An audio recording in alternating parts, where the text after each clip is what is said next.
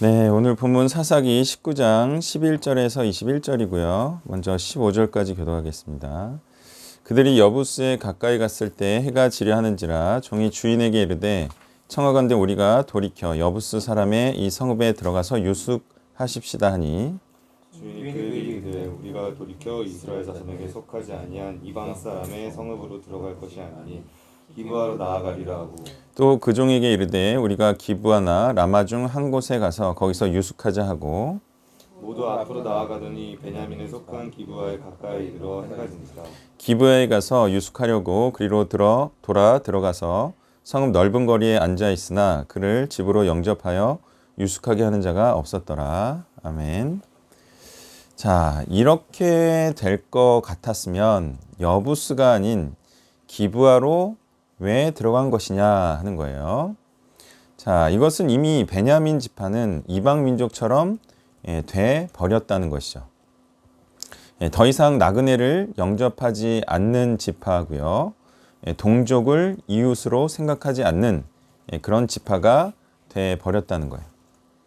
자, 이렇게 이웃인 나그네를 영접하지 않는 이유는 서로가 서로를 불신하는 공동체가 됐기 때문인데요. 자, 서로 이제 괜히 도와줬다가, 다시 말해서 집에 들였다가, 자, 피해를 볼까 봐 안 드리는 거죠. 뭐 히치하이킹도 마찬가지 아닙니까? 뭐 사람들이 다 좋아. 정말 사랑할 만한 사람이야. 그럼 태워주죠. 태워줬다가 괜히 내가 피해를 당할까 봐. 그래서 이제 집에 들였다가 강도로 돌변할 수도 있죠. 근데 그런 일이 예전에 있었어요, 없었어요? 이미 미가와 단지파 사이에 일어났던 일이에요. 불신이 팽배하고 오히려 친절과 은혜를 원수로 갚는 이런 일들이 일어나기 때문이죠. 그래서 이게 베풀고 싶어도 베풀 수 없는 사회가 이미 됐다는 거예요. 자, 또 이렇게 볼 수도 있어요. 자기 일만 하기에도 여유가 없기 때문이기도 한 거죠. 그러니까 이웃에게 사랑을 베풀지 못한다는 것은 전반적으로 그런 사회와 사회적 분위기와 행태가 됐다는 것을 의미하고, 그것은 어떤 한 사람의 노력으로 한 사람을 영접하고 뭐 이런 정도의 노력으로 되는 게 아니라 사회 전반적으로 그런 하나님의 말씀에 순종하는 일이 있어야 된다는 거예요. 자, 이와 같이 이기적인 사회란 한 사람이나 여러 사람의 이기적이고 탐욕적인 행동이 다른 사람에게도 영향을 미쳐서 만들어지는 것이고요. 각박하고 나눔이 없는 사회는 이웃을 내 몸과 같이 사랑하지 않으므로 내 것을 먼저 확보하려 하면서 일어나는 현상인 거죠. 자기 것을 충분히 확보하고 나눠줄 수 있는 사람은 아무도 없습니다. 왜냐면요, 제가 경험해 보니까 돈이 많다는 것은 돈이 남아돈다는 게 결코 아니더라고요. 돈이 많다는 게 뭔지 아세요? 돈이 안 많아봐서 모르시죠? 돈이 많다는 게 어떤 개념이냐면 돈의 단위가 크다는 거예요. 그러니까 돈은 다 필요해요. 돈은 언제나 필요한데 돈을 쓸 때 크게 쓰고 크게 투자하느냐, 작게 쓰고 작게 투자하느냐의 차이, 그 차이더라고요. 그러니까 돈이 큰 단위로 움직이는 사람은 이 일반 사람들이 볼 때 쓰는 돈은 별로 그 돈이 아니에요. 부담이 안 되는 돈이에요. 그러니까 사람들은 그걸 보고 돈이 많은 줄 알아요. 그게 아니고 그 어떤 사람도 남아도는 돈은 없습니다. 그게 크게 움직이면서 이제 좀 떨어지는 그 돈을 보고 많은 줄 아는 거예요. 그러니까 자기가 충분한 돈을 모은 다음에 다른 사람을 도와줘야겠다. 이거는 결코 일어날 수 없습니다. 그러면 남을 도와줄 때는요, 자기에게 필요한 것을 자기가 사는 것처럼 도와줘야지만 베풀 수가 있다는 거예요. 그래서 내 몸과 같이 사랑하라. 그런 말씀이 있는 거죠. 자, 이스라엘은 점점 하나가 아닌 여러 개로 분리되는 모습을 보이고 있죠. 자, 이것은요, 하나님의 뜻으로 하나 되지 못하고 제 각각의 뜻으로 흩어져서 자기들을 위한 삶들이 되고 있음을 보여주는 거죠. 하나님의 뜻으로 하나 되지 못하고 점점 분열해가는 모습을 보이고 있다는 거예요. 자, 이렇게 되면 이웃을 사랑하지 않게 되면 당연한 것이고요. 정말 큰 문제가 되는 것이 뭐냐면 하나님의 말씀이자 뜻이 의미하는 하나님과의 언약을 지키지 않는 공동체가 되어서 파멸을 맞게 된다는 거예요. 이게 어쨌든 하나님의 말씀으로 하나 되어서 단결된 모습으로 하나님의 뜻을 이루어가야 형통하고 번성하는 거 아닙니까? 근데 하나님의 말씀으로 하나 되지 못해서 서로 뿔뿔이 흩어지고 그래서 서로 사랑하지 않고 사랑할 수가 없습니다. 하나님의 말씀을 행하지 않으면 이방 민족과 같은데 어떻게 사랑을 하나요? 하나님의 말씀을 행해야 같은 민족이고 같은 언약 백성이라고 생각하고 이웃으로 생각하고 나그네일지라도 대접을 하는 거지. 자, 그래서 십계명으로 대변되는 이 하나님의 말씀, 하나님을 사랑하지도 않고 그래서 하나님을 사랑하는 이웃도 사랑할 수 없는, 하나님을 사랑하는 이웃이 아니니까 사랑할 수 없는 이런 자연스러운 저주에 빠지게 되었다는 거예요. 서로가 서로를 하나님을 위해 섬길 때 이웃이 진정한 이웃이 되는 것이고요. 그래야 하나님을 중심으로 하여 하나님의 뜻을 이룰 수가 있는 것입니다. 자, 이 시간 우리는요, 하나님과 하나님을 섬기는 이웃을 위해 무엇을 하고 있는지를 생각해 보고요. 무엇을 더 해드리고 무엇을 더 해줄까를 생각해야 합니다. 그가 하나님을 위하는 자이면요. 그리고 그 생각한 것을 실행하면 이타적이고 하나님을 사랑하는 공동체가 더더욱 되는 것이죠. 아무래도 신앙 공동체를 가장 풍성하게 하는 것은 전도가 아니겠습니까? 말씀을 퍼뜨려야 사랑이든 사람이든 풍성하게 된다는 거예요. 사랑도 뭐 사람이 베푸는 거지 뭐. 그래야 뭐 사랑이 풍성하지. 신앙의 공동체, 하나님의 말씀을 지킬 공동체를 풍성히 하지 않고 뭐가 풍성할 수는 없는 거예요. 16절에서 21절을 교독합니다. 저녁 때 한 노인이 밭에서 일하다가 돌아오니 그 사람은 본래 에브라임 산지 사람으로서 기브아에 거류하는 자요. 그곳 사람들은 베냐민 자손이더라. 노인이 눈을 들어 성 넓은 거리에 나그네가 있는 것을 본지라. 노인이 묻되 그대는 어디로 가며 어디서 왔느냐 하니 그가 그에게 이르되 우리는 유다 베들레헴에서 에브라임 산지 구석으로 가나이다. 나는 그곳 사람으로서 유다 베들레헴에 갔다가 이제 여호와의 집으로 가는 중인데 나를 자기 집으로 영접하는 사람이 없나이다. 우리에게는 나귀들에게 먹일 집과 영울이 있고 나와 당신의 여종과 당신의 종이 우리들과 함께한 참되는 게 먹을 양식과 포도주가 있어 무엇이든지 부족함이 없나이다. 그 노인이 이르되 그대는 안심하라. 그대의 쓸 것은 모두 내가 담당할 것이니 거리에서는 유숙하지 말라 하고 그대를 데리고 자기 집에 들어가서 나귀에게 먹이니 그들이 발을 씻고 먹고 마시니라. 아멘. 자, 이 노인은 객지와도 같은 곳에서 동양 사람을 만난 것이고요. 게다가 신앙 지도자를 만난 것이기 때문에 극진히 영접할 마음이 생겼을 거예요. 자, 이때 그랜드 주석은 이렇게 얘기를 했네요. 이 레위인은 부도덕한 일을 다 자행하면서도 자기를 영접하려는 노인에게는 자기가 레위인이며 또한 하나님의 일을 수행하는 자임을 내세워 노인의 환심을 사고자 했다. 이러한 레위인의 모습은 형식적인 행위로만 신앙생활을 하면서도 자기 개인적인 목적을 달성하기 위해서 스스로 종교인임을 자랑하고 자기 죄를 회개하지 아니하고도 종교의식에는 남다른 열심을 가진 외식하는 자의 표본이라 할 수 있다라고 평가를 했어요. 자, 이것은 지금으로 치면요. 그리스도를 믿는 척하고 그리스도의 말씀을 전하는 척하면서 사실은 자기를 위해 사는 자들을 의미하겠는데요. 자, 유튜브의 크리스천 영성학교에서 만든 앞으로 교회가 쇠락하고 교인들이 흩어지게 될 것이다 라는 영상이 있는데요. 댓글들이 장난이 아니에요. 몇 개를 소개해 주겠습니다. 제일 큰 문제는 목사란 직책이 직업이라고 생각하는 풍조라고 생각합니다. 수녀나 신부 또는 스님처럼 속세를 떠나 결혼하지 말고 몸과 마음을 비우고 평생 남을 위해 봉사하는 직책입니다.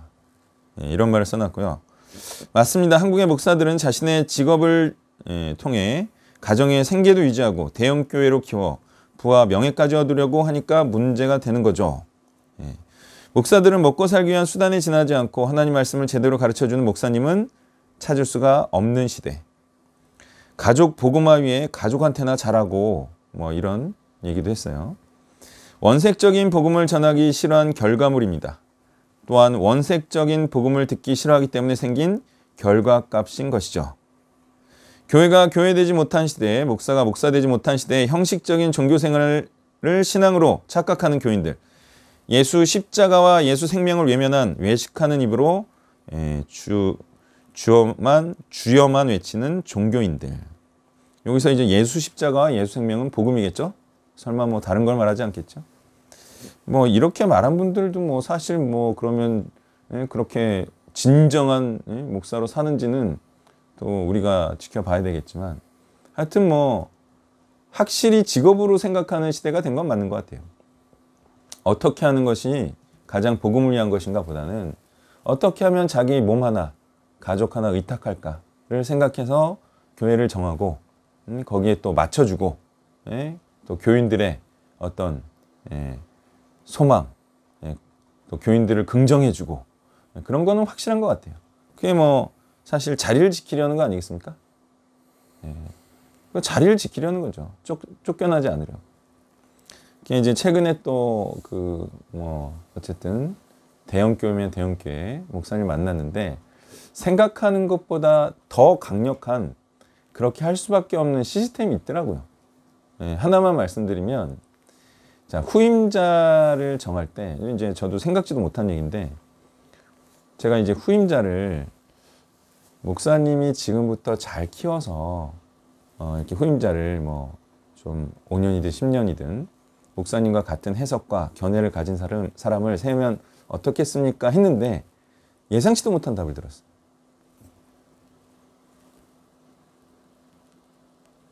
근데 듣고 보니까 못하겠더라고요.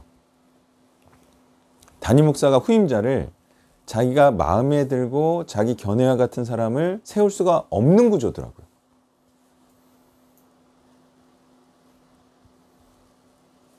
저는 모르겠죠. 신앙생활 그렇게 오래 했어도 모르겠죠. 나도 몰랐는데. 그게 소위 담임 목사가 자기 마음에 드는 사람을 후임으로 하려는 순간 그거는 언페어하다는 거죠. 무슨 느낌인지 알겠어요? 그거는 그냥 장로들한테 일임하는 거지 거기에 영향력을 행사하려는 순간 상황 정치하려는 걸로 비춰질 수 있다는 거예요. 내가 그 말 딱 들으니까 그래서 초빙을 하는구나. 이제 이해가 됐어요. 그래서 내가 그 교회에서 정말 잘 자라고 사람들이 인정해 주는 사람을 세우면 되지 않겠느냐. 그러면 그 사람을 이렇게 도와주는 세력도 있지 않겠느냐. 검증된 사람이기도 하고. 그랬더니 이런 구조에 막히더라고요. 그러니까 그거는 깨끗하게 손을 털어야 돼. 거기에 개입하면 안 되는 거지. 그러면 약간 더러운 목사가 되는 거야. 그래서 제가 뭐가 하나님께서 기뻐하시는 거고 뭐가 옳은 것이냐의 관점에서 해야 되지 않느냐 이런 말씀도 드렸어요. 근데 뭐 동의는 하셨지만 그 어마어마한 사람들의 오해의 시선을 과연 감당하려 할까요? 네, 그래서 초빙하는 거였더라고. 우리가 막 왜 초빙하냐, 뭐 내부에서 제자 길러서 후임으로 삼으면 되잖아요. 이런 얘기 했었잖아요. 그게 이제 그런 이유들이 있었더라고요. 그것도 깨야 되는 거죠, 사실은. 내가 사람의 오해를 받더라도 하나님 앞에서 올바른 또 교회를 건강하게 유지하겠다라는 그런 진정한 의도로 하면 그런 오해들을 물리칠 수 있지 않겠느냐 이런 얘기는 했지만 상당히 어려운 일이라는 거예요. 그것도. 자, 어쨌든 참 그런 저런 사단의 그런 장치들로 인해서 참 어떻게 보면은 자기가 옳다고 생각하는 거를 정말 행하지 못하고 말씀하지 못하는 그런 교회들이 되었다라는 거예요. 자, 이 레위인 같은 목사들이 종교의식을 치러주고 성경은 가르치지만 정작은 복음이 아닌 자신을 위한 사역을 이 시대에도 많이 하고 있는 거죠. 자신을 잊음으로 자신을 부인한다는 것과 자신을 돌보지 않고 복음을 위한다는 것은 정말 자신의 것들을 희생하여 복음을 위해 사용한다는 것을 의미하는 것입니다. 이제 우리는 볼 줄 알고 또 보일 줄 알아야 합니다. 과연 저 사람이 복음을 위해서 저러는 것이냐, 자신을 위해 저러는 것이냐가 이제 우리는 볼 줄 알아야 돼요. 또 우리는 말씀과 행동과 삶을 통해 보여줄 줄 알아야 한다는 거예요. 자, 말씀을 정리하면요. 복음을 위한 말씀인가 아닌가 하는 거예요. 자신을 위한 말씀인가 아니면 자신을 위해 다른 사람들을 위한 말씀을 하는 것인가? 아니면 진짜 하나님과 복음을 위한 말씀을 하는 것인가? 이것을 통해서 다른 말씀과 또 우리도 우리를 살필 줄 알아야 됩니다. 복음을 위해 모든 것을 드리자. 이것이 하나님과 복음을 위한 메시지 아닌가요? 그죠? 근데 그렇게 하면 안 된다. 그렇게 하면 너는 어떻게 되냐? 뭐 이런 식의 메시지가 판을 치고 있다는 거예요. 헌신을 너무한 거 아니냐? 뭐 모든 걸 다 드리면 너는 어쩌냐? 뭐 이런. 이거는 그 사람을 위한 거죠. 자, 그래서 이와 같이 복음과 하나님을 위하는 모든 것을 하나님께 드리자는 이 헌신의 메시지가 바로 사라진 교회들이 지금 이 시대에 드러나고 있다는 거예요. 뭐의 도움으로? 코로나님의 도움으로. 또 이제 코로나님이 또 가고 또 오미크론님이 오고 또 뭐 스트레스 오미크론이 또 온대요. 아, 참 이것이 우리가 뭐 참 좋다라고 말하면 사람들이 싫어하겠지만 하나님의 심판의 징조가 이렇게 다가옴으로 사람들이 좀 경각심을 갖고 또 죽음에 대해서 좀 진지하게 생각하고 그래서 죽음 후에 대해서도 좀 대비하는 그런 좀 시대가 되었으면 합니다. 이 메시지 해주세요. 12월 5일 교일자 사사기 18장입니다. 18장 1절부터 20절까지를 교독하겠습니다.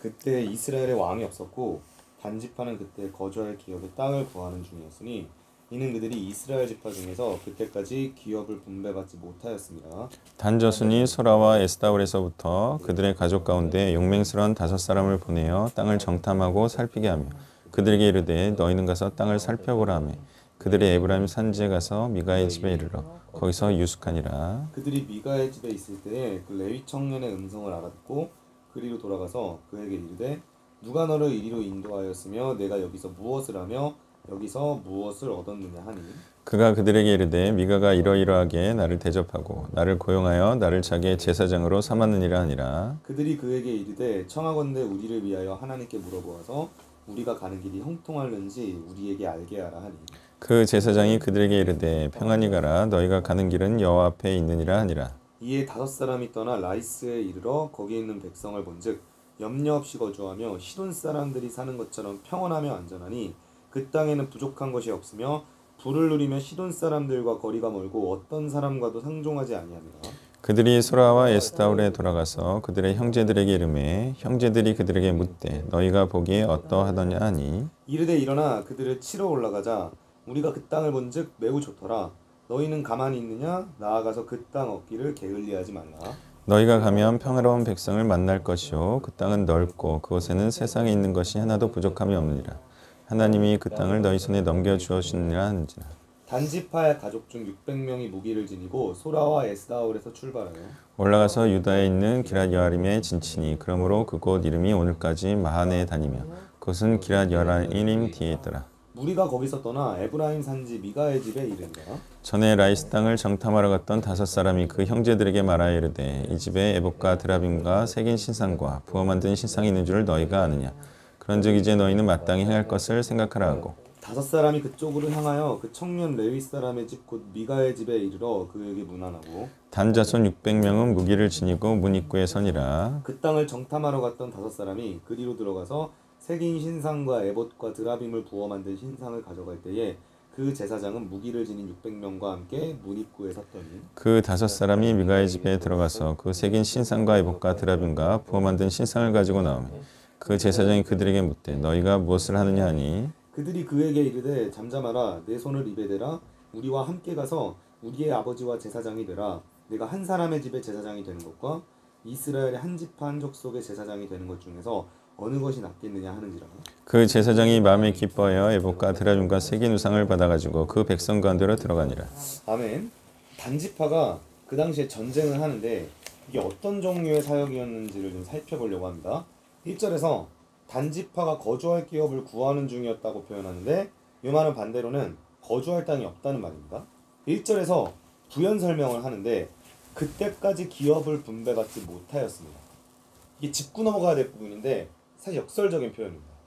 단지파의 어떤 성경이 말하는 기업 관련된 내용을 쫙 살펴보면 여호수아에서 단지파가 가나안 정복 후에 여호수아와 엘르아살의 죽음 전에 제비를 뽑았고 자기들의 기업을 배정받았습니다. 그게 여호수아 19장에 설명되어 있고요. 이 얘기는 반대로 기업 분배에서 배제된 게 아니었다는 거죠. 그러면 그들이 왜 거주할 땅이 없는가?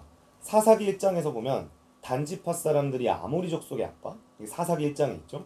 그래서 코너에 몰리게 되고 사사 3손 때 본문을 보면 알 수 있다시피 단지파, 그 블레셋 족속의 압력으로 인해서 기업으로 받은 땅을 정착하지 못하고 동쪽에 있는 베냐민과 에브라임 지파 땅에 섞여 살고 있었던 겁니다. 그래서 단지파가 땅을 확장하기 위해 나서게 되는 것인데 2절에 보면 소라와 에스다올에서 거주하고 있다고 하죠. 원래 이 지역이 단지파가 전통적으로 위치했었어야 되는 땅입니다. 그래서 땅이 없었다는 말이 아니라 정확하게는 이미 기업을 분배받았으나 거기서 본인들이 마땅히 전쟁으로 쳐서 무찔렀어야 되는 아모리 족속과 블레셋 족속을 감당하지 못해 전전긍긍하고 끌려다니는 상태였다라는 말입니다. 이게 사역이라는 거죠. 사사기의 전쟁이 영적 전쟁이고 사역이지 않습니까? 그러면 사역이라는 건 나에게 주어진 것, 내가 정복하고 무찔러야 하는 것들을 내 힘으로 쳐야 됩니다. 그래야 자기의 기업이 생기죠. 이런 얘기는 저희가 그동안 해왔었습니다. 그래서 내가 주어진 사역을 감당하고 성령의 검, 하나님의 말씀으로 쳐서 정복해야 그게 나의 근거지가 되는 것이고 뻗어나갈 수 있는 기반이 됩니다. 그런데 내가 만약 그러한 일을 감당하지 못하면서 사역할 곳이 없다, 기업이 없다, 내가 정착할 공동체가 없다, 신앙생활할 곳이 없다라고 말하면 이거는 반대로 솔직하게 말하면 나는 지금 믿음이 없어서 어떤 사역이 주어져도 못해내요 라는 말하는 상태와 똑같다는 거죠. 누군가가 말할 겁니다. 아모리 족속, 블레셋 족속 너무 어렵지 않냐. 우리 교회, 우리 공동체 사역은 너무 어렵다. 청년들이 이런 얘기 많이 하는데요. 여기에 마땅한 대답이 무엇이냐. 사역 중에 어렵지 않은 건 없으며 어딜 가도 어디 좋아 보이는 환경이 주어져도 결국 내가 치고 정복하고 담대하게 나아가지 않으면 어떤 곳이 주어져도 우리는 정착하지 못한다는 것이죠. 여기서 더 웃긴 일이 벌어지는데요. 사실 우리가 사역이 주어져도 믿음이 없거나 두려움 때문에 감당하지 못하는 경우는 있습니다. 그런데 단지파는 여기서 더 웃긴 촌극을 벌이는데 여기서 라이스를 정복하려고 하죠. 이게 응당 자기가 치고 정복해야 될 것들은 안 하고 다른 땅으로 나아갑니다. 이 라이스란 땅이 여호수아 19장에서 레센이라고도 불리는데 여기가 팔레스타인 북쪽에 있습니다. 시돈의 지배 아래 있었는데 시돈과는 거리도 멀고 레바논 산맥이 서북쪽에 있어서 간섭도 잘 받지 않고요. 동북쪽에 헤르몬산이 있어서 아람 족속의 영향도 받지 않는, 따라서 지형적으로 굉장히 안전하다 보니까 라이스 주민들이 방어 태세를 잘 갖추고 있지 않았다고 합니다. 그리고 인접 족속과 상호 방위 조약 같은 것도 없었던 거죠. 그러니까 단지파 입장에서는 라이스는 쉽게 정복할 수 있는 곳이다. 제가 지도를 보고 놀랐는데 지금 이 단지파가 이 남쪽 부분에 있었다면 라이스 지방은 완전 북쪽입니다. 그러니까 정말 괜한 짓을 한 거죠. 오늘 본문 27, 28절에 보면 실제로 17, 18입니다. 17, 18절에 보면 굉장히 쉽게 정복하는데 이게 과연 하나님의 뜻에 합당한 아름다운 전쟁인가? 오늘날로 말하면 이런 사역입니다. 제가 이 성균단체 간사이기도 하고 말씀 소그룹을 감당하고 있는 거죠. 그러면 제가 해야 될 제일 중요한 사역은 말씀 사역, 소그룹 사역, 제자 삼는 사역이라는 거죠. 이거는 비단 직장선교학교 간사가 아닐지라도 어느 공동체나 교회에서 사역자가 해야 될 가장 중요한 일은 제자 삼고 말씀을 한 명 한 명 세워서 리더로 만들어가는 거예요. 그런데 이거를 아무도 안 합니다. 이유는 간단하죠. 어려우니까. 악mak하니까. 근데 내가 먹고는 살아야 되고 나의 살아갈 명분과 정체성도 필요하고 거주할 곳도 있어야 하니까 아주 쉽고 접근하기 좋은 사역들을 괜히 삥 돌아서 골라서 하는 거죠. 이벤트성 사역이라든지 다들 좋아할 만한 사역, 그리고 내 인기도 올라가고 후생복지도 튼튼한 사역. 그러다 보니까 정작 진짜로 해야 할 뼈대 같은 말씀 사역, 제자 사역은 아무도 안 합니다. 오늘 아침에도 아침 묵상하는데 신학생들이 그러더라고요. 자기도 전도사고 신학생이지만 질문에 바로 말씀으로 대답해주고 깊이 있게 피드백을 나누고 연구할 수 있는 곳이 너무 없다는 거죠. 이유가 뭐냐면 그게 너무 힘든 사역이라는 거죠. 그래서 다 쉬운 사역으로 빠집니다. 만만한 사역들. 그리고 이유가 본문에 나와 있죠. 거주할 곳이 없기 때문에. 그래서 생계를 위해 내 육신의 만족을 위해서 쉬운 사역, 만만한 사역을 명분과 정당성과 성경적 근거 없이 남발합니다. 그러니까 교회가 무너지죠. 진짜 힘든 게 뭐냐면 저도 정신을 안 차리면 분별이 쉽지 않다는 생각을 합니다. 왜냐하면 지금 단지파 같이 이렇게 무의미하고 이기적인 사역을 하면서도 일단 웃긴 게 5절에서 하나님께 물어보죠. 그러니까 오늘날로 말하면 굉장히 자기중심적이고 이기적인 사역을 하는데 기도도 거창하게 하고 하나님께 묻는 모습을 취합니다. 열왕기상 22장에도 비슷한 장면이 나오는데 북이스라엘의 아합 왕이 있었고 남유다의 여호사밧 왕이 있었죠.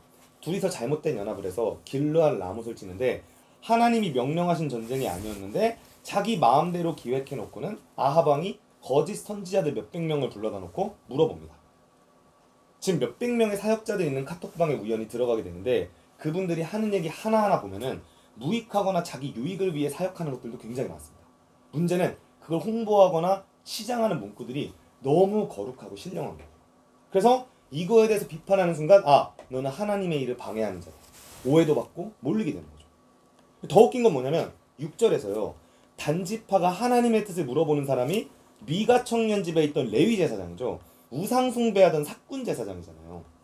그래서 뭐라고 대답하냐면 기도도 안 해보고 분별도 없이 그냥 너희가 가는 길이 여호와 앞에 있다라고 축복성 메시지를 남발을 해요. 이거 언뜻 보면 CCM 같지 않습니까?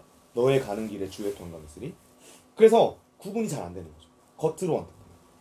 열왕기상 22장 아까 아합과 여호사밧이 연합했던 전쟁도 동일한데요. 아합이 거짓 선지자들에게 물어보니까 6절에서 이런 말을 합니다.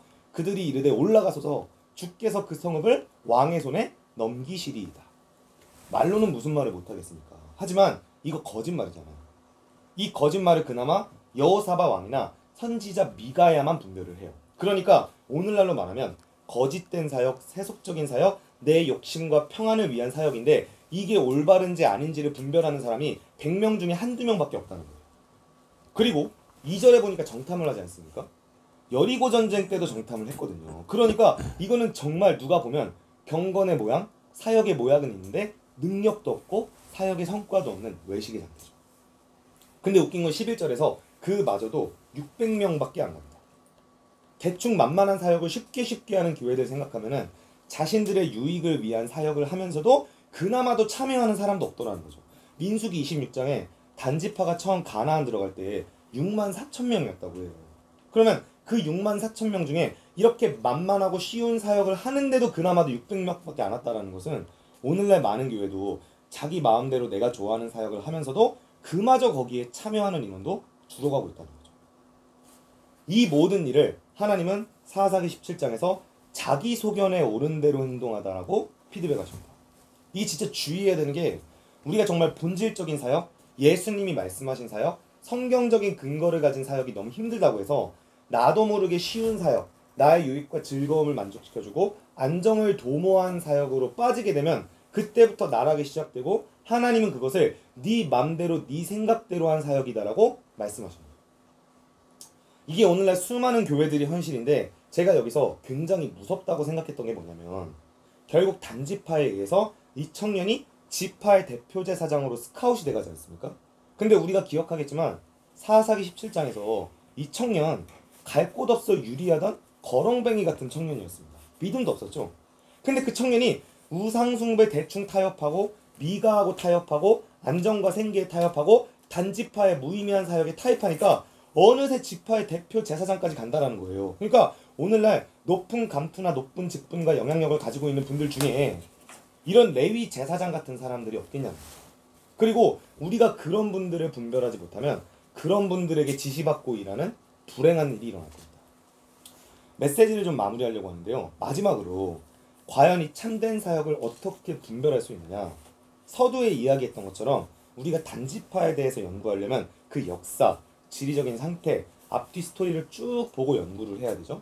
그러다 보면 이 단지파의 전쟁이 언뜻 본문만 볼 때는 굉장히 거룩해 보이지만 전체 역사적 맥락 속에서 얼토당토 안 한다는 게 보이잖아요. 그래서 어떤 청년이 진짜 질문을 했어요. 이걸 보고 이거 어쨌든 땅을 정복하는 귀한 전쟁인데 하나님이 은혜를 주시지 않겠느냐. 그래서 앞뒤 맥락을 다 설명해 줬어요. 역사적 맥락, 성경 배경 전체를 봐야 이게 얼마나 터무니없는 전쟁인지 알 수 있다. 그래서 우리가 연구해야 되고 맥락을 철저히 알아야 되고 전체 흐름과 지리를 파악해야 됩니다. 그래서 우리가 철저히 성경 연구, 배경 연구 시키는 사역을 해야 되고요. 그 다음에 어떤 사역자가 참된 사역하는지를 보려면 그 사람의 인생, 스토리, 앞뒤 맥락, 지금 처한 곳, 이유 이런 것들을 잘 봐야 됩니다. 아무리 겉으로 신앙적으로 디번법을 했어도 그 일을 하는지를 알려면 맥락 전체를 봐야 되는 거겠죠.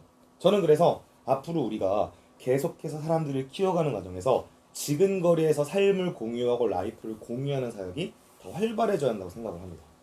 이번 주에 백신 패스가 시작되면서 백신에 맞지 않거나 영적으로 방황하는 청년들이 식당이나 카페도 못 가다 보니까 굉장히 힘들어 하더라고요. 그러면서 일견 느꼈던 게 뭐냐면 앞으로 우리 시설이나 공동체에서 이런 사람들을 수용할 기회가 더 많아지겠구나라는 생각을 했습니다. 그래서 훨씬 더 많은 교제와 공유하는 시간이 생기면은 거짓 사역자들, 거짓 크리스천도 쉽게 분별할 수 있겠죠.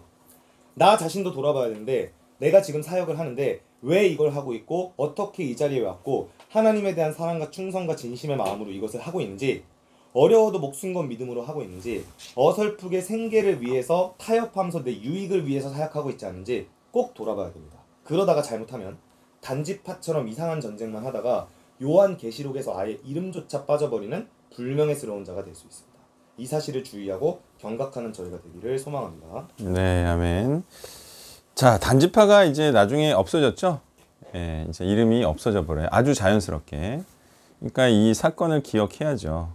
예, 이런 일들이 있어서 단지파는 이제 언약의 민족에서 제외되는 그런 과정을 밟게 되죠. 자, 이것의 문제가 무엇이었느냐?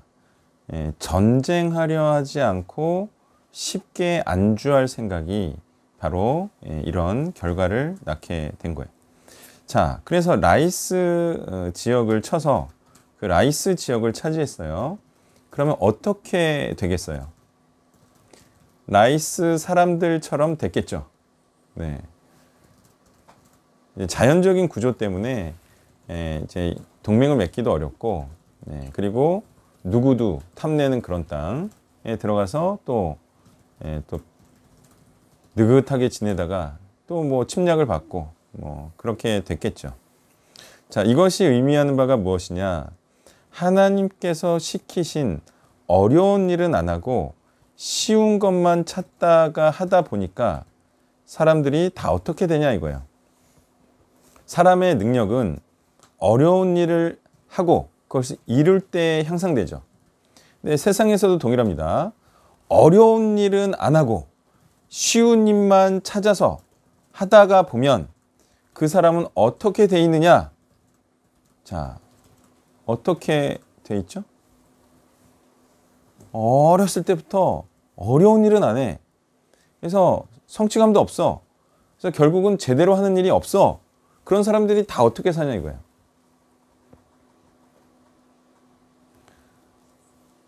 기술력도 없고 문턱이 낮은 일만 하다가 겨우 먹고 사는 그런 일만 하고, 그렇게 하면 끌려가듯 살죠. 다른 사람에게 저희가 뭐 제대로 정말 제대로 된 어떤 입지나 역량이 없으니까 사람들이 말하는 대로 끌려가듯 계약을 할 때도 뭐 끌려가듯 어쩔 수 없이 뭐 이렇게 하다가 빈곤하게 죽는 거죠. 그게 이제 어려운 일을 싫어하는 사람들에게 일어나는 일들이에요. 그렇게 이제 저주된 삶을 사는 거죠. 자, 그럼 세상에서 진짜 어려운 일을 해서 대단한 성과와 그리고 어쨌든 역량을 이렇게 발휘하는 사람들이 있어요. 센트리온인가 아세요? 이 마스크 만든 사람이에요. 이 뭐 미용 마스크 있어요. 근데 그 사람이 뭐 세계 100대 기업에 들었나? 하여튼 뭐 그래요. 장난 아니에요. 우리나라 사람인데. 그 이제 말하자면 엄청난 기술력이죠. 아니 하려면 반도체 정도는 만들어야 되지 않나요? 좀 성공하려면? 근데 왜 안 해 사람들이? 어려우니까 안 하는 거예요. 그러니까 어려운 거를 마다하지 않고 하는 사람들은 큰 성공을 이루죠. 능력도 향상되고. 스마트워치 뭐 이런 거. 스마트워치가 이런 거더라고요.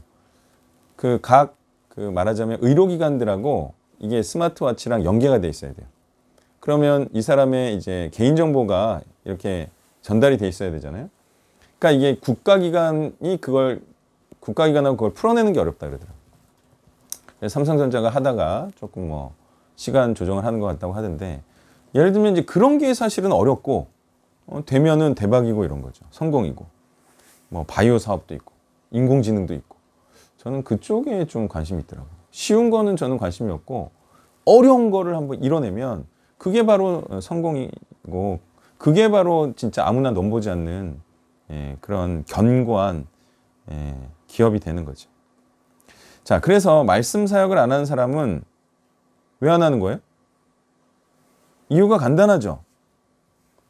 사실 말씀 사역은요, 누구나 하고 싶어 하는 겁니다. 누구나. 그렇지만 안 하는 이유는 어렵기 때문이죠. 그러니까 이제 다른 사역으로 흘러버리는 거예요. 그러면 어려운 거를 마다한 결과는 그게 바로 인정받지 못하고, 그리고 남들도 다 할 수 있는 그런 일을 하다가 이제 끌려가는 거죠, 그것도. 자, 그래서요, 돈 버는 일하고 말씀 사역 중에 뭐가 더 쉬울까요? 돈 버는 일이 쉬워요. 아니 뭐 저야 뭐 해봤으니까. 돈 버는 일이 몇 배 쉽다 그랬죠? 제가?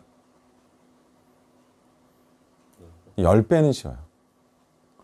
뭐 이게 성공의 정도차가 있지만 제가 아직 말씀 사역으로는 성공을 못했잖아요. 근데 돈 버는 일은 뭐 성공이라고 사람들이 뭐 말할 수도 있죠. 그러니까 엄청 쉬워요. 돈 버는 일은. 근데 하나님의 말씀 사역은 너무너무 어려워. 너무너무 어려워. 제가 뭐 시간, 뭐 집중력, 뭐 그런 거 다 쏟아부어도 말씀 사역은요, 일단은 수요가 없잖아요. 그게 문제인 거야. 수요가 없어. 누가 성경 공부를 하려 하냐 이거예요. 성경 공부를 한다고 해도 자기는 안 하고. 그러니까 수요가 없는 게 가장 큰 문제고, 그리고 이해하기도 너무 힘들고. 근데 뭐 돈이야 그냥 하나 잘하면 벌리는 거죠. 남이 못하는 하나, 그것만 잘하면 돈은 벌리는 거예요. 남이 못하는 하나, 그것만 열심히 하면 돼요. 자, 그래서 또 모든 사람들은 자기가 어려워서 못했어. 그러니까 너무 훌륭하고 의로운 일인데 그게 너무 어려워서 못했어요. 그리고 다른 일을 하면서 일어나는 일, 그 사람 가운데 자기가 분명히 이게 더 좋고 이게 더 의로운 일이야, 이게 더 선한 일이라는 걸 알아. 그렇지만 그걸 포기하고 이걸 한 순간 그 사람은 이걸 하기 시작합니다. 그게 뭐예요? 자기가 하게 된 일을 미화하고 정당화시키는 일을 이제 시작합니다. 아니 그 사람이 하는 일 뭐 좋아. 그렇지만 나는 그거보단 못하지만 그래도 이건 의미가 있어. 이게 아니에요. 이 정도가 아니라 그래 너는 그렇게 해서 하고 나는 이렇게 하는 게 맞아. 이게 옳아. 하나님이 나한테 주신 사명 이렇게 간다고요. 자, 그런 일은요.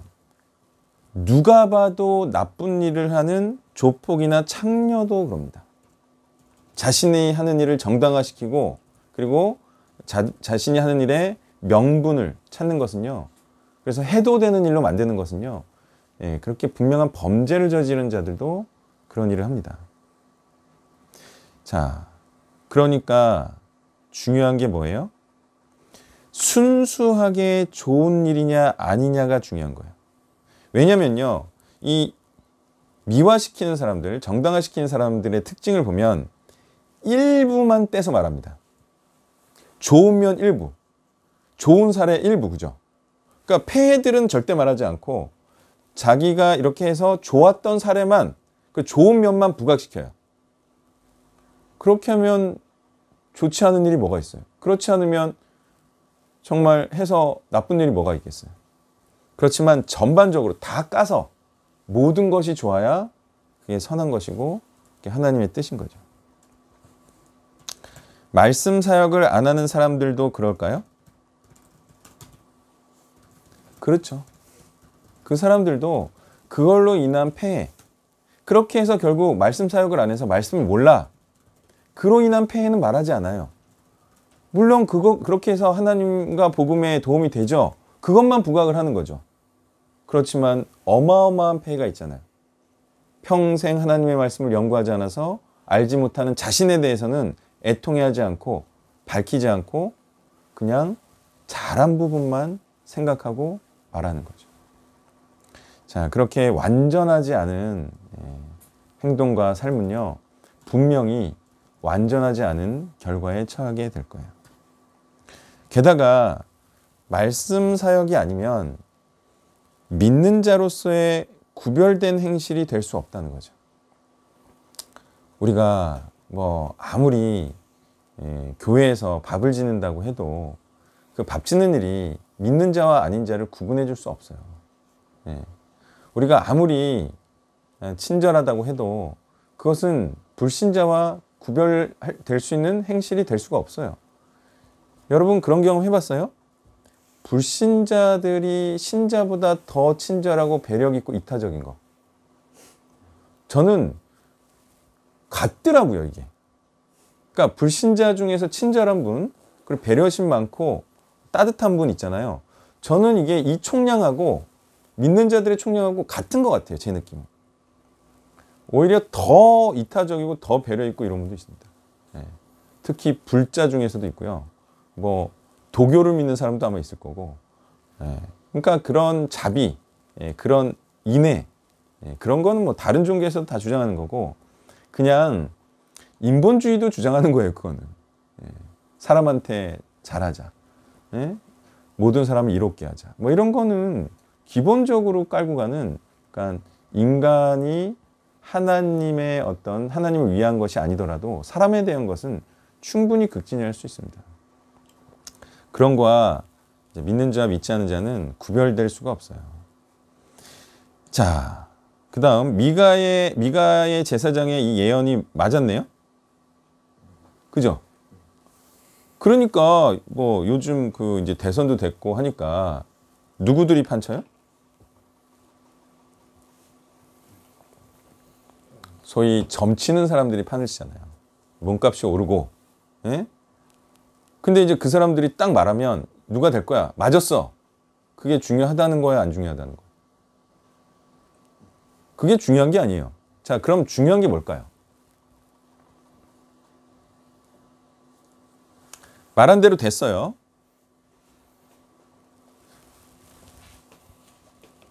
말한 대로 단지파가 라이스를 점령했어요. 근데 이거는 맞았어도 하나님의 말씀이 아니죠. 그러니까 말한 대로 됐냐 안 됐냐가 중요한 게 아니라는 거예요. 뭐가 중요한 거예요?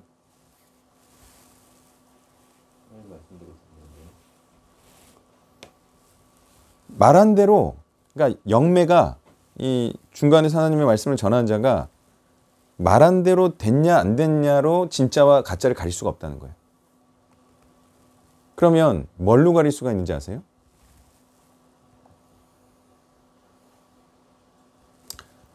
말한 대로 되면서 축복된 것이냐 저주된 것이냐가 중요한 거예요.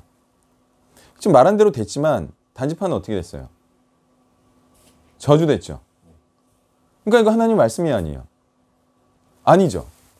그러니까 하나님의 말씀은 하나님의 말씀대로 되면서 축복돼야지만 그게 하나님의 말씀이에요. 물론 저주되다는 말씀은 성취되면 그거는 또 하나님의 말씀이겠죠. 그러니까 말한다고 해서 점친 사람이 말한다고 해서 그대로 됐다고 해서 그게 절대로 좋은 게 되지 않을 수가 있어요. 문제는 하나님의 말씀대로 행해서 축복이 돼야죠.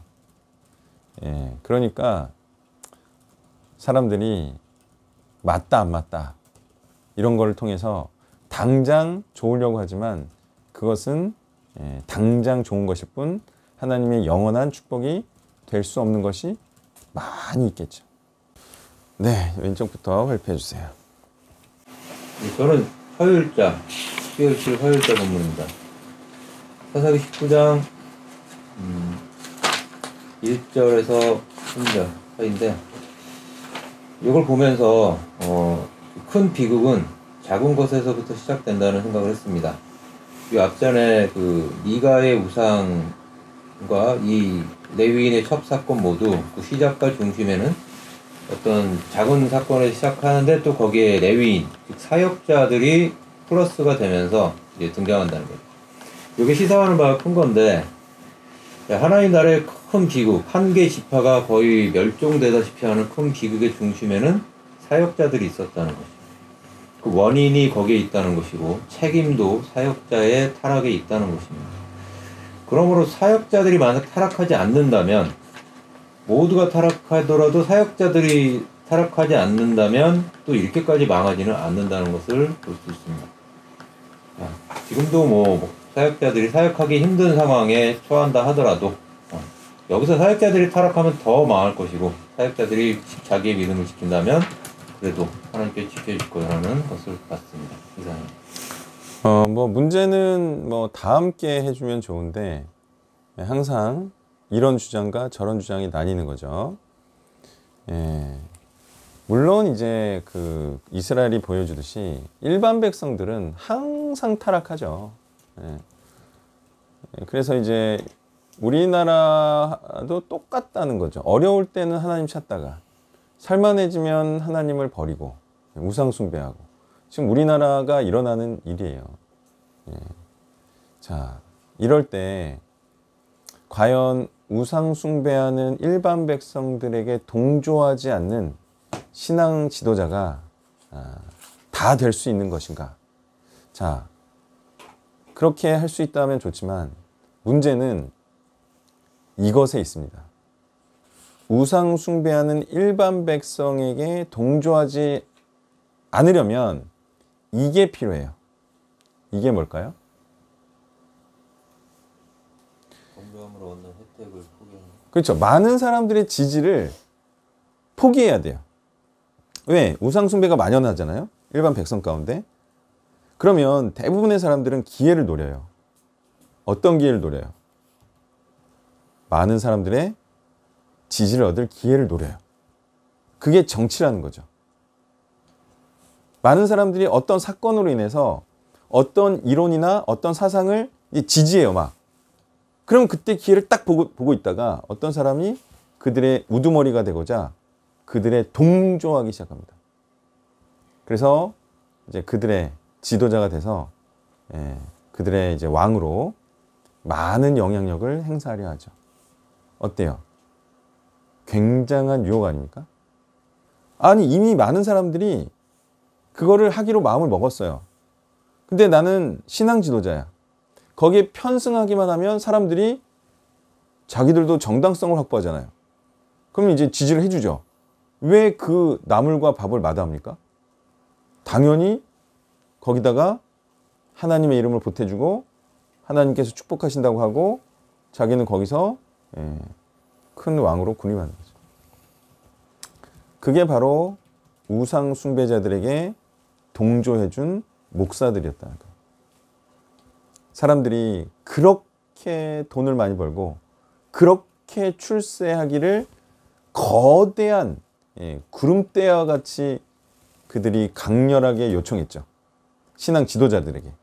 그랬더니 신앙 지도자들이 맞다, 그게 하나님의 뜻이다, 수긍해주고 정당해줬죠. 그 순간 대형교회 목사가 뻥 하고 나타났죠. 그래서 축복해주고 그들은 또 그들의 하나님의 대리자가 되고. 그러니까 어려운 거죠. 그 어마어마한 그 유혹을 이겨내고 아니다, 나는 너희들의 왕이 되지 않겠다, 뭐 이런 거죠. 예전에 똑같은 일이 있었습니다. 종교개혁 때. 종교개혁 때. 그들이 원하는 그런 이론으로 지지 세력을 확보하기 위해서 누군가는 상공업자들의 그 원함을 채워주는 소명서를 주창했고, 근데 알자로 시작하는 분은 너도 싫고 너도 싫다 이렇게 갔어요. 뭐 어쨌든 둘 다 뭐 피장파장이긴 한데 결론적으로 보면 그게 자기가 위기에 몰렸잖아요. 그렇다면 한 무리의 어떤 지지를 얻고자 하는 그 욕구가 굉장히 강하다는 거예요. 근데 그때도 하나님만 붙들어야 되는데 나를 살려줄 것이 사람이라고 생각하면 지지층을 찾기 시작한다는 거예요. 그게 뭐 그냥 보통 때도 아니고 이제 다 쓰러져 가지고 죽어갈 때 그렇게 지지하는 어떤 무리가 손을 내밀으면서 우리 것 좀 지지해줘 라고 했을 때 그걸 뿌리치는 사람이 있겠냐는 거예요. 일단 살고 보자는 식으로 하죠. 굉장히 강력한 겁니다. 아까도 말했죠?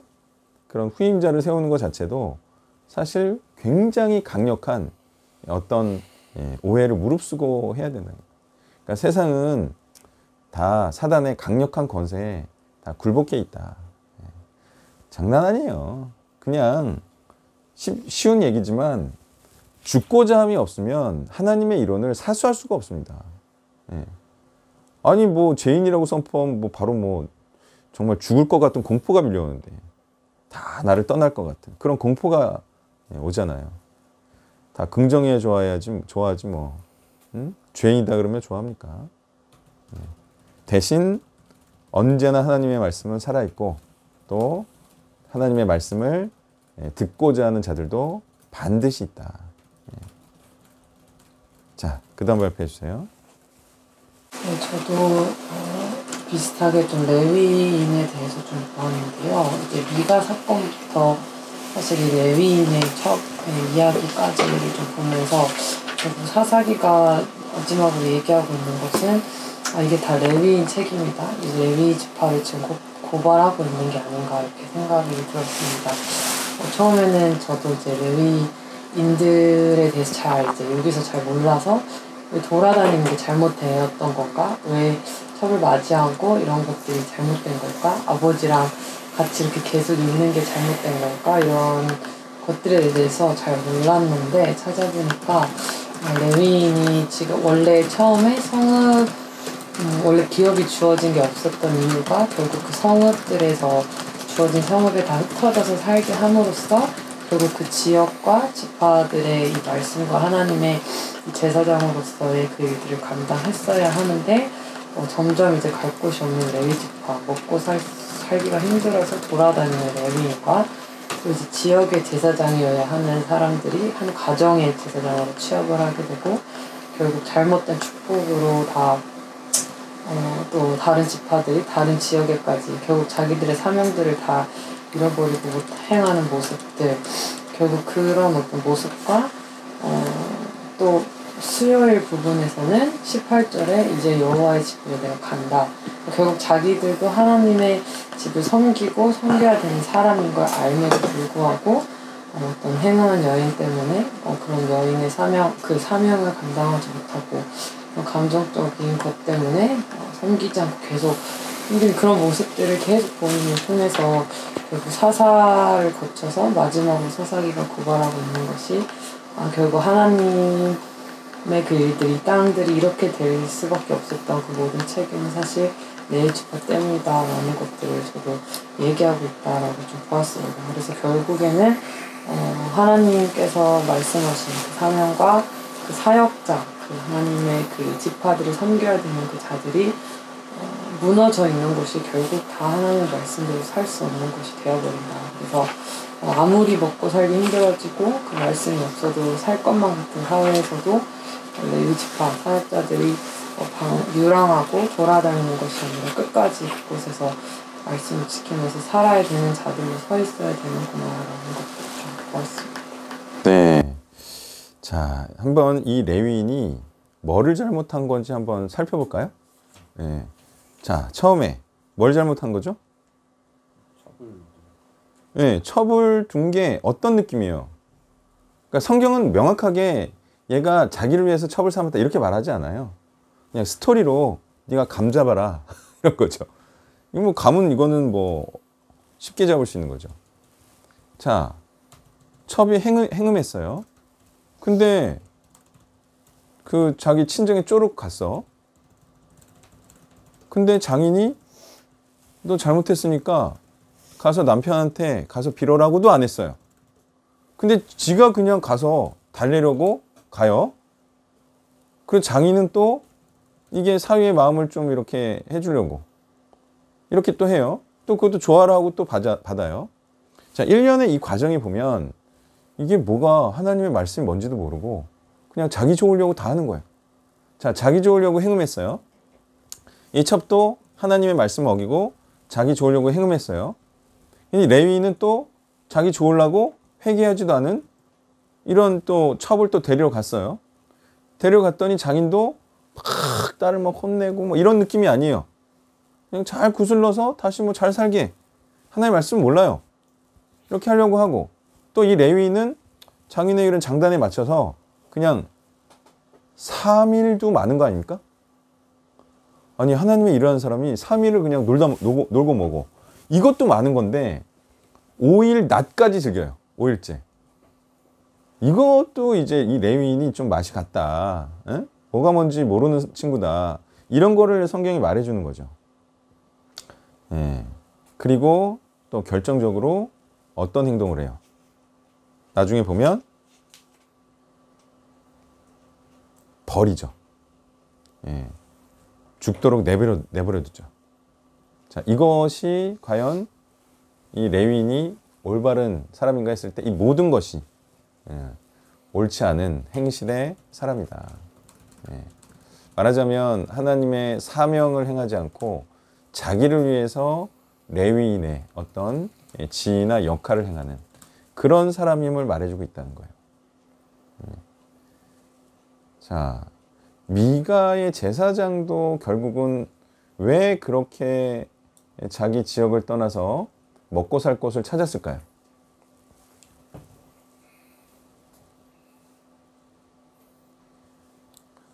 그게 그거죠. 이제 말하자면 헌신자가 먹고 살 곳을 찾는 그런 세상이 됐다. 자, 이유는 이제 뭐 제사도 열심히 드리고 그죠? 말씀도 이렇게 찾고 그랬으면 할 일이 있고 그러면 먹을 게 생기겠죠. 뭐 재물도 생기거나. 근데 이제 그런 세상이 아니라는 거예요. 특별히 이 전체적으로 보여주는 게 뭐예요? 말씀이 없는 시대를 말하고 있죠. 그러면 같은 말이에요. 말씀이 없다는 것은 말씀을 찾고 배우려는 사람이 없다. 그러니까 수요가 없다. 그러니까 먹고 살 일을 찾는다. 헌신자들이. 어때요? 일하는 목사들의 모임? 일목이. 다 그런 거 아닙니까?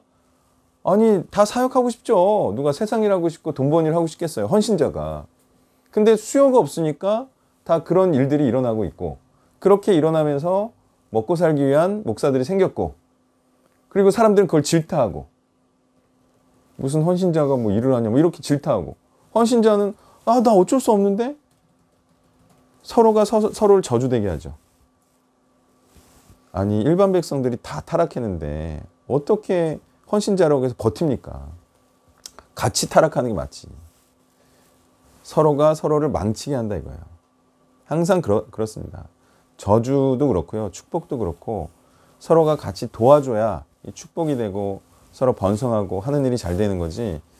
나 혼자 잘 된다고 해서 잘 되는 일이 세상에 어디 있습니까? 예. 그래서 이게 저주가 저주를 낳았다. 백성들의 타락이 어디까지 이르게 됐다? 이제 지도자들까지 이르게 됐다. 이제 이런 얘기들을 하고 있는 거예요. 이거를 뭐 누구의 잘못으로 말할 수 있을까요? 네, 없죠. 그러면서 뭐 자기들 목사도 아니면서 목사를 욕하고, 그죠? 응? 자기들이 이렇게 만들었으면서, 자기 목사도 아니면서 목사 욕하고, 뭐 타락한 목사는 또 누구 탓하겠어요? 그럼 그래 내가 이렇게 된 거는 너희들이 원하는 것을 입에 넣어주기 위해서 그랬다. 누구를 탓하겠어요? 또 이제 그런 거를 원했던 그런 또 교인들을 탓하겠죠. 그대로 어디로 가는 거야 이게? 서로 저주하고 원망하면서. 그런 이제 세상으로 가죠. 그 세상의 이름이 뭐예요? 서로 원망하고 저주하고 그런 사람들의 모임. 거기가 지옥이죠. 아니 왜 지옥입니까? 보기 싫은 사람은 계속 싸우면 지옥 아니에요? 나를 싫어하고 나를 저주하고 나를 미워하는 사람들이랑 계속 지내야 되는 게 저주다 이거죠. 서로 원망하면서 그죠? 그런 부부관계가 지옥 같다 이거죠. 서로 원망하고 너 때문에 내 인생이 이렇게 됐다. 근데 서로 어때요? 서로 same이죠. 서로 same이죠. 반면 천국은 너 때문에 내가 천국에 갔다. 그죠? 아 아닙니다. 당신 때문에 내가 천국에 갔습니다. 이게 그거 아니에요. 양육자와 피양육자의 관계 아닙니까? 그죠? 아니 그래가지고 뭐 그러면 천국 갔는데 나 때문에 천국 온 사람이 없어. 그러면 그게 천국일까요? 서로 고마워하고 그래야 되는데. 그쵸? 천국에 딱 가면 나로 인해 천국 온 사람이 있어야 내가 해피하겠죠. 내가 기쁘겠죠. 근데 천국에 딱 갔는데 나 때문에 천국 온 사람이 없어. 그러면 그게 천국인가요? 내가 크게 기뻐함이 없잖아요. 그래서 사라가 이삭을 낳고 기뻐해요. 이삭은 사라와 아브라함으로 인하여서 언약의 후손으로 태어났죠. 그럼 아브라함과 사라가 고마워요, 안 고마워요? 고맙죠. 그럼 아브라함과 사라 입장에서는 이삭이 왜 고마워요? 아브라함을 복되게 해줄 자 아니에요? 어떻게 해서? 이삭이 어떻게 해서? 언약의 후손을 낳아줘서 아브라함을 복되게 할 자죠. 그러면 이삭은 아브라함을 복되게 한 자죠. 그러니까 고맙죠. 이삭은 자기를 언약의 후손으로 낳아주고 기르게 해줬으니까 고맙죠. 이게 천국인 거지. 어떻게 구원한 사람 한 사람도 없이 천국에 갈 수가 있다는 거예요. 그건 천국도 아니에요. 또 열매론으로 기속되죠. 상당한 깊이에 들어간 이론입니다. 그죠? 네, 누군가 명예롭게 저에게 칭호를 줬듯이 기독교 역사상 한 번도 주장하지 않은 그 이론을 제가 발견해냈어요. 성경에서. 근데 이게 가면 갈수록 성경의 핵심이라는 거죠. 네. 반드시 열매를 맺어야 불살라지지 않는다. 지옥 가지 않는다. 네. 어떤 사람은 어떤 목사는 이렇게 풀었다 그랬어요. 불살라진다는 것도 지옥 간다는 의미가 아니다. 그죠? 무조건 지옥에 안 보내. 목사들이.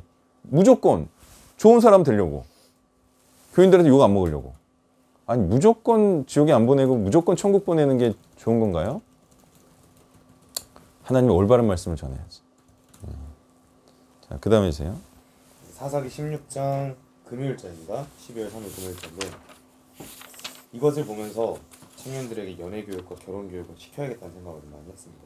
일단은 15절에 들릴라가 삼손에게 당신이 어찌 나를 사랑한다 하느냐 하면서 당신이 3번인 나를 희롱하였다. 여기서 말하고자 하는 포인트는 나를 사랑한다고 하면 내가 원하는 대로 해줘야 되지 않겠냐. 이게 일단 첫 번째 포인트인데 여기서 사랑은 상대가 원하는 걸 해준다라는 잘못된 첫 번째 오류가 있습니다.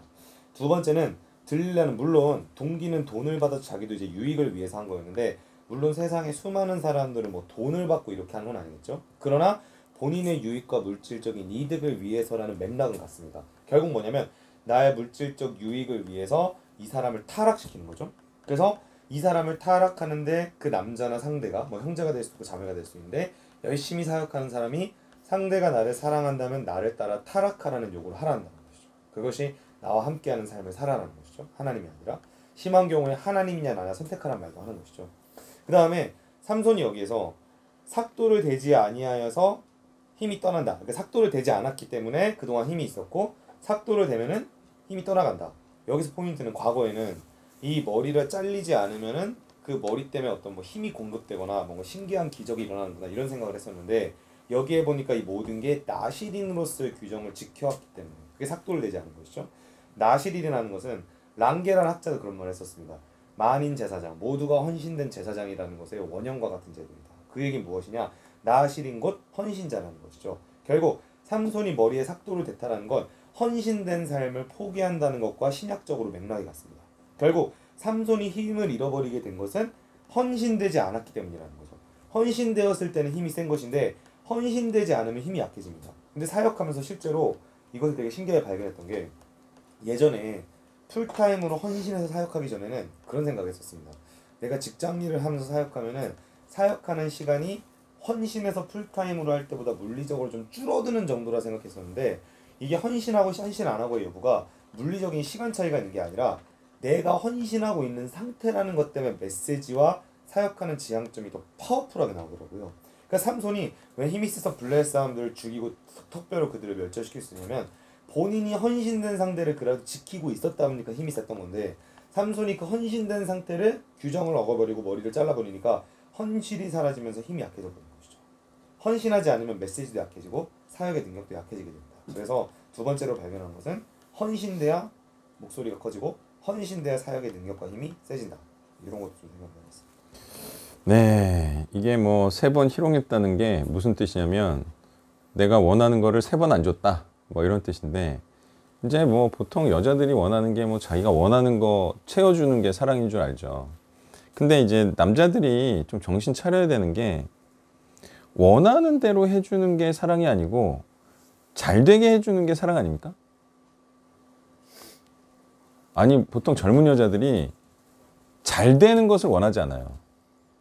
자기 욕구를 채우려고 하는 거지 뭐 정말 자기가 복되려고 뭐 이거 해주세요 저거 해주는 사람은 뭐 정말 교회에서 정말 1명, 2명 있나 모르겠어요.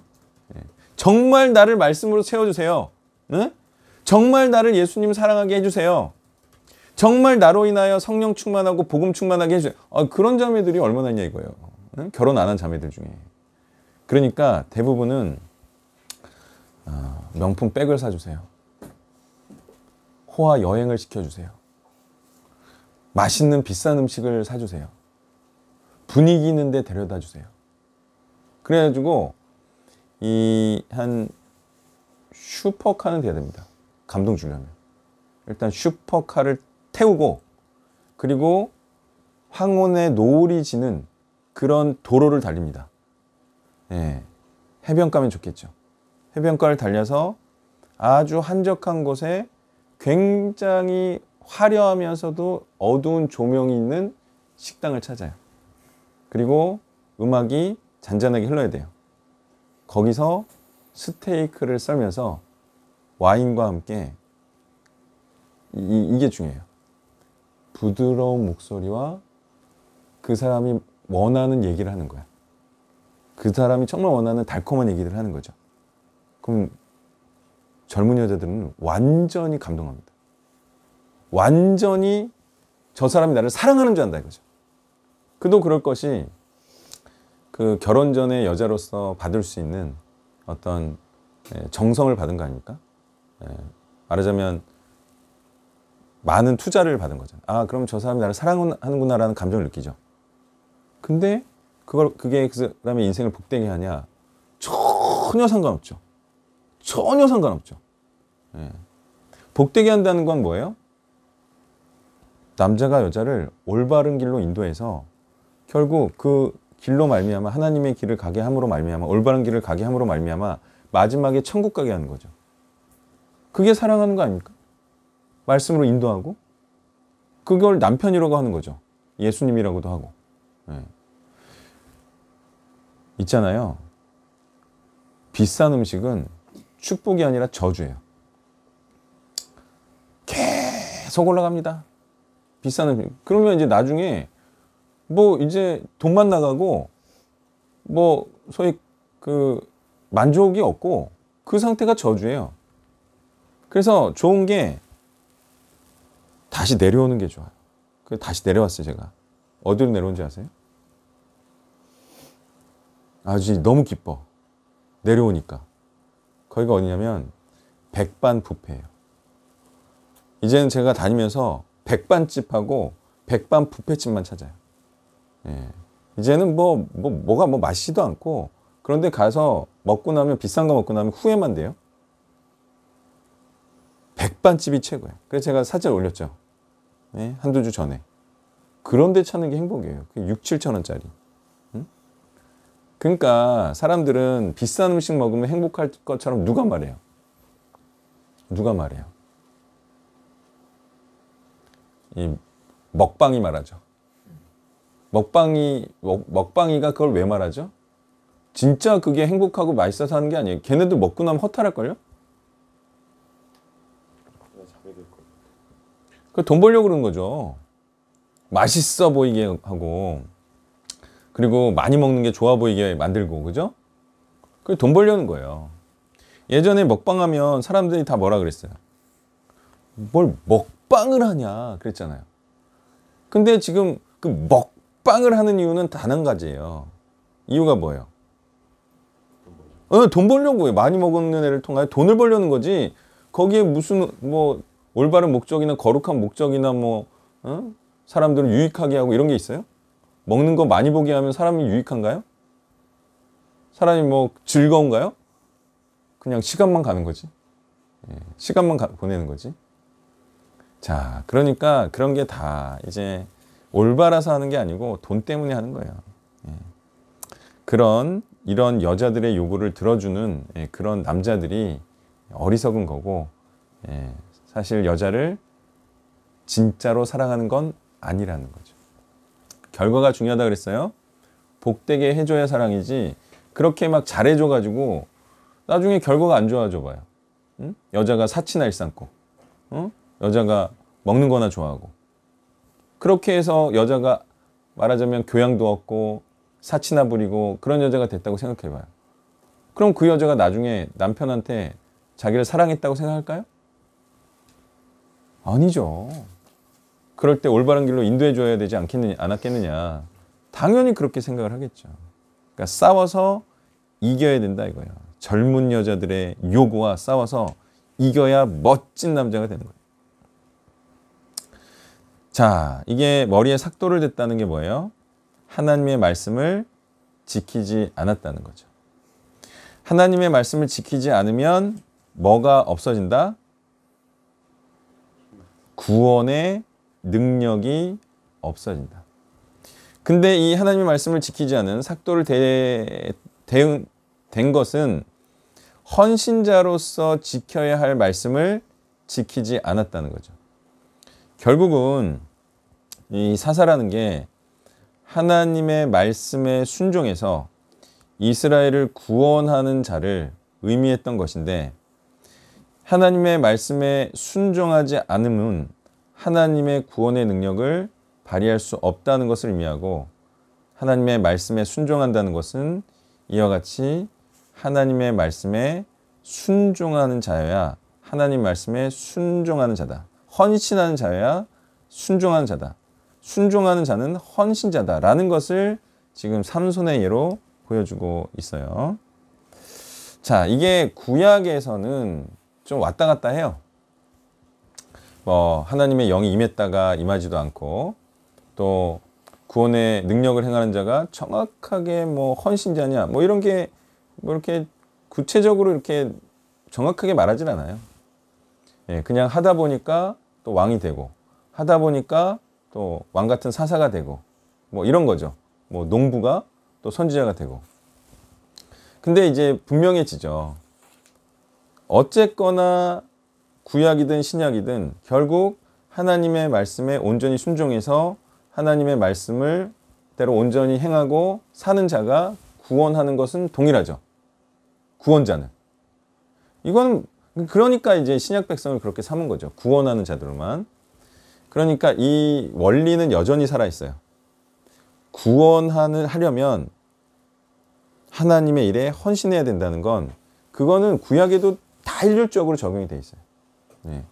그렇기 때문에 이 하나님의 말씀에 순종한다는 것은 어쨌든 신약적으로든 구약적으로든 헌신자만이 할 수 있다.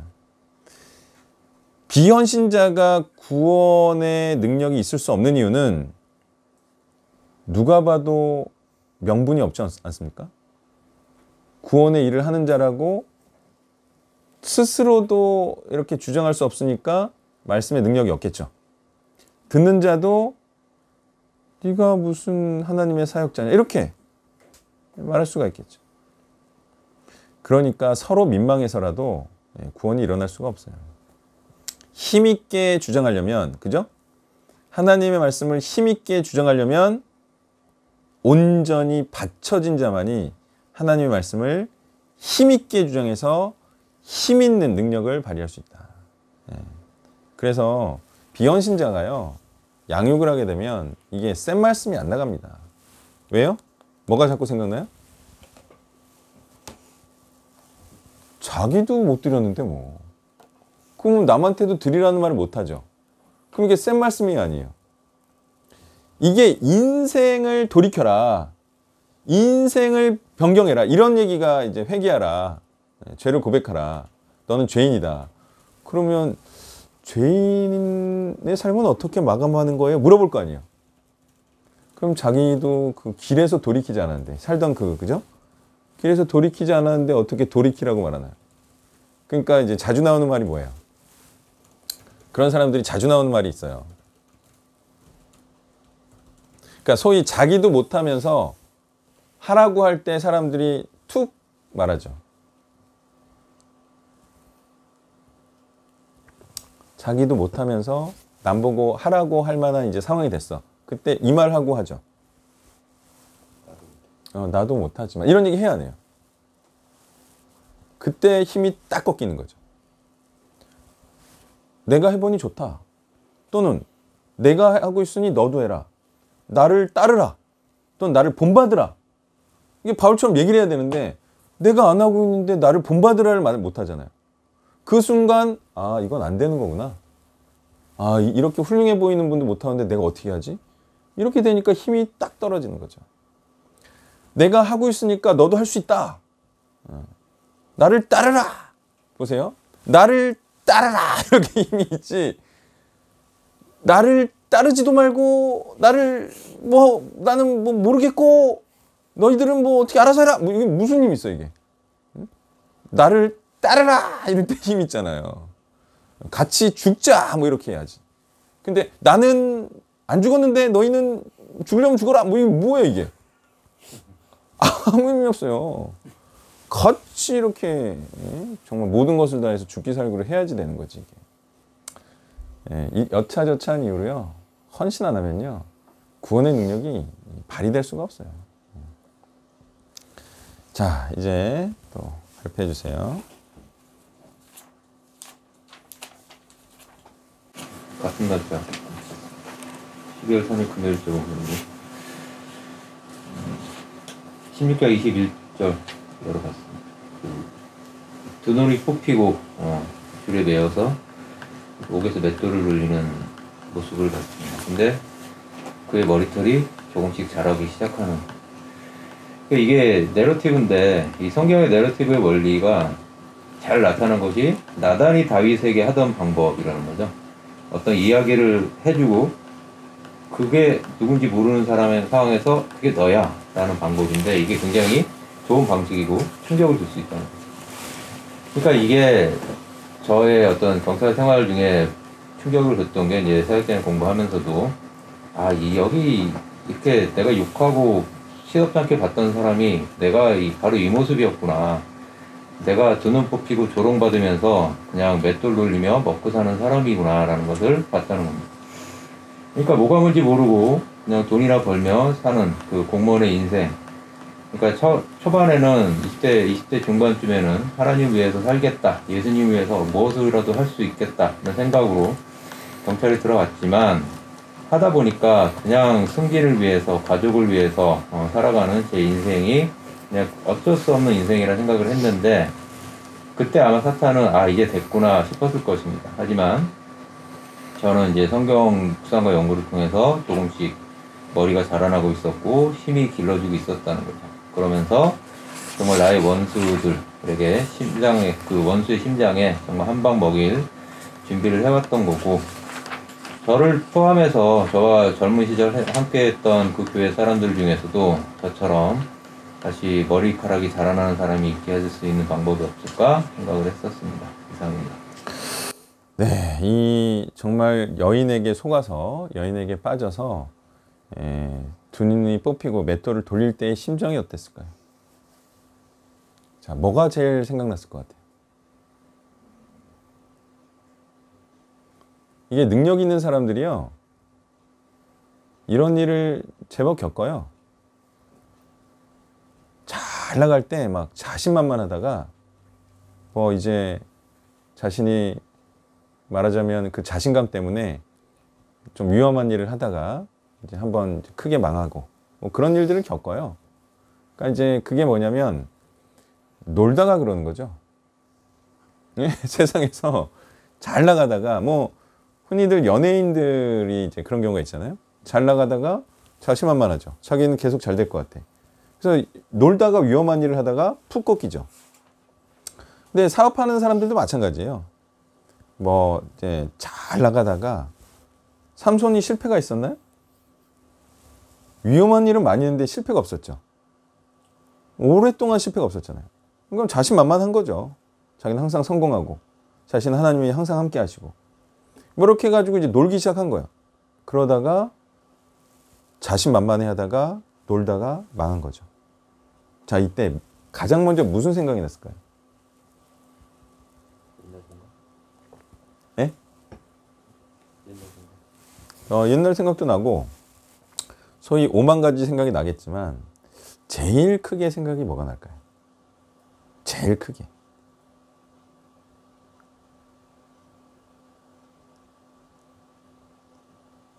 저는 하나님에 대한 미안함이라고 생각합니다.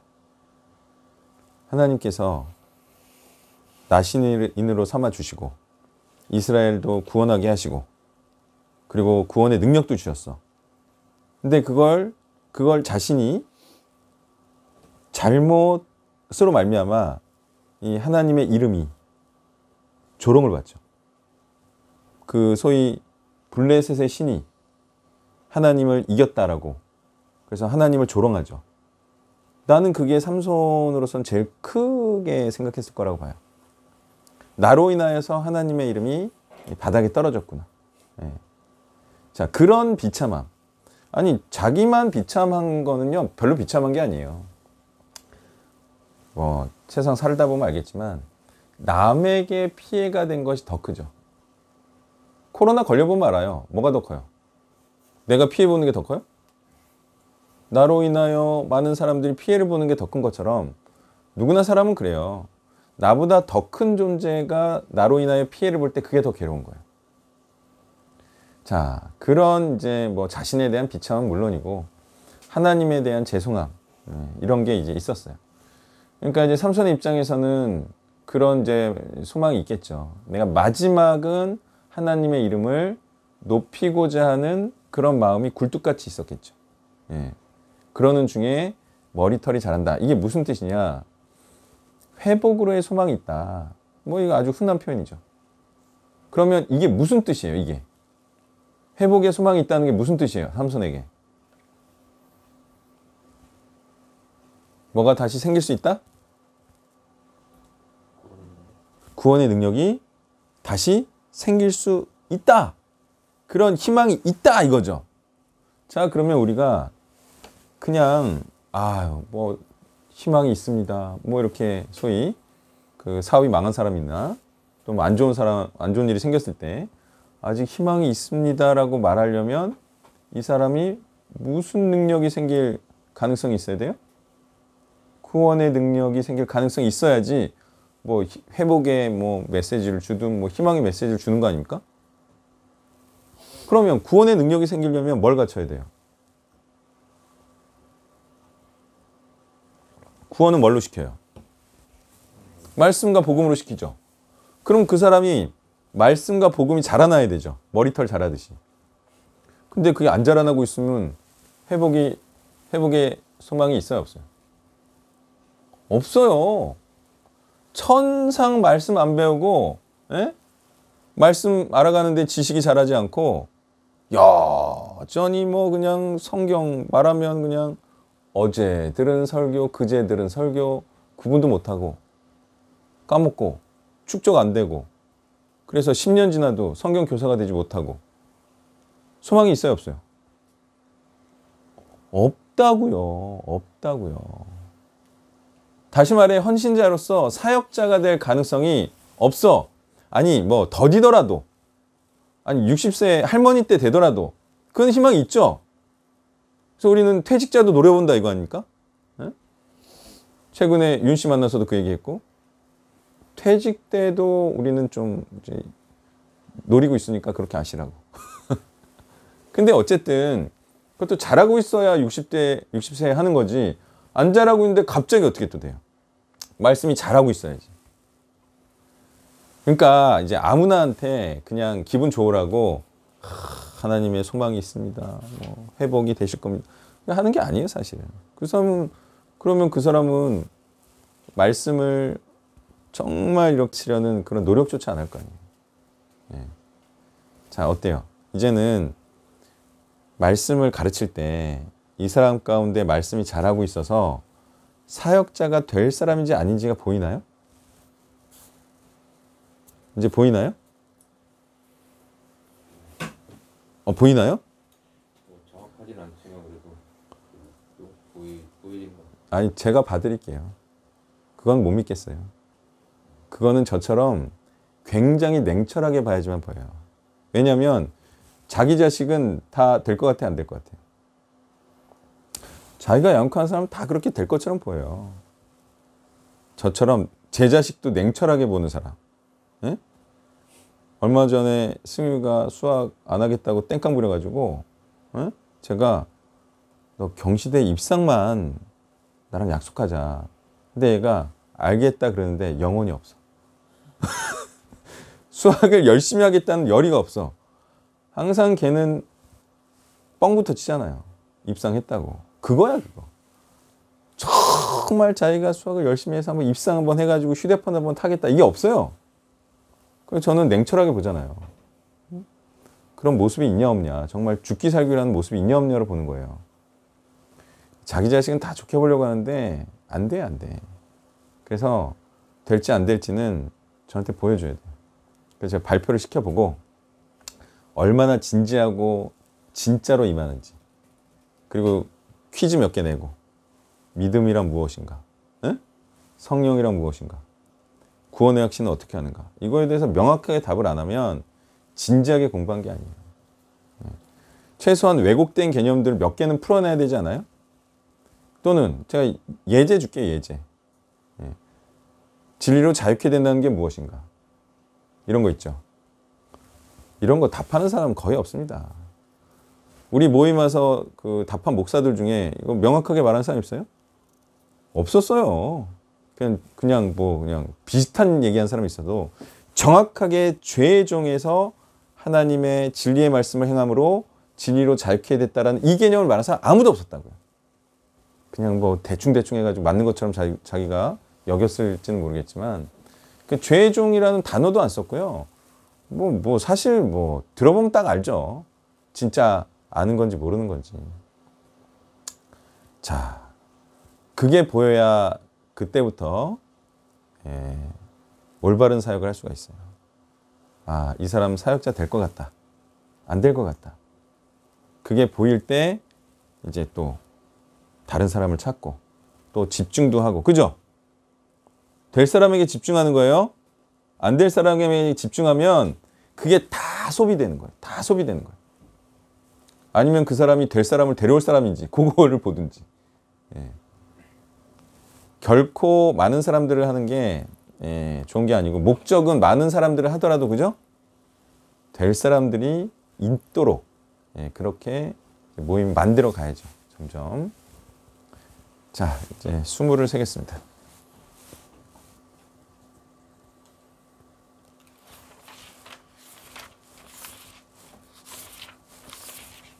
짧은 건데 28절 16장 28절에서 이번만 나를 강하게 하사 나의 두 눈을 뺀 블레셋 사람에게 원수를 단번에 갚게 하옵소서. 이 부분 보면서 원수를 갚게 하옵소서라는 말에서 그 삼손이 갖고 있는 마음 상태가 복수와 원한에 차 있다라는 걸 봤는데, 삼손의 물론 뭐 여러 가지 잘못된 점 죄성이 있지만 삼손을 지나치게 도덕적으로만 풀어내는 사람들 중에 삼손의 어떤 뭐 복수심 이거 자체에 대해서 말씀하신 분도 있었는데, 과거에 삼손의 뭐 개인적인 복수심이 있던 건 잘못된 거지만 이 복수심이라는 것도 저는 사역자들에게 있어야 된다. 왜냐면 이 복수, 원수를 갚게 해달라는 이 부분의 단어를 여러 가지 찾아보니까 시편 58편에선 의인이 악인의 보복당함을 보고 기뻐한다 라는 말이 있고, 그 다음에 이사야 34장에서 여호와께서 보복하신다 라는 말들, 이런 것들은 뭐 워낙 많이 있다 보니까 검색만 하면 알 수 있는 부분인데, 계시록에서 순교한 의인들이 원수를 갚아달라고 하나님께 청원하죠.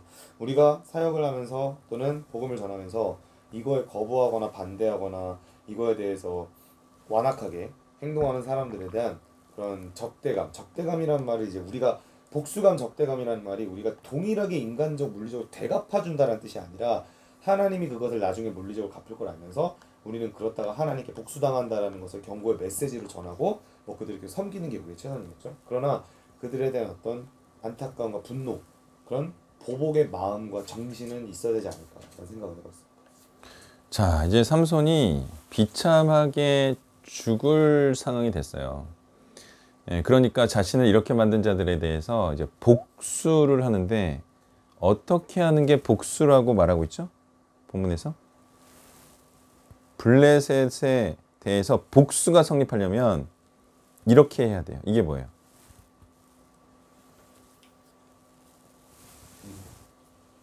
그냥 죽이는 게 아니죠? 같이 죽는. 아니지. 많이 죽이는 거지, 많이. 그게 이제 제대로 된 복수죠. 여기서 삼손이 이제 죽일 때 한 명 죽였더라. 그럼 이게 복수야, 아니에요? 아니죠. 여기서 말하는 게, 자랑스럽게 본문이 말하는 게, 삼손 너 어쨌든 잘했어. 이게 뭐냐면 사는 날 동안보다 이날의 죽인 수가 더 많았다. 이게 호쾌한 거죠. 이게 삼손을 말하자면 만회케 하는 거예요. 왜? 사는 날 동안에 무역국전이 있었지만 이게 제일 통쾌해. 이거잖아요. 신약으로 치면 어떻게 해야지만 사단에 대해서 복수하는 걸, 원수에 대해서? 많이 죽여야 돼요. 불신자들의 영을, 세속의 영에 사로잡힌 자들을 많이 죽여야 된다고.